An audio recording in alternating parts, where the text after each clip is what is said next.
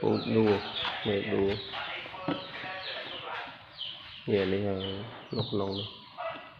buôn vàng khó đấy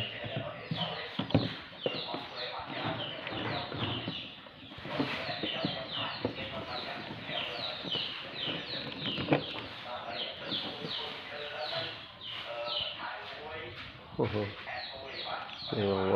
đi mặc nhỏ rồi cái đấy ngả năng đặt ủ chỗ thì đấy mà còn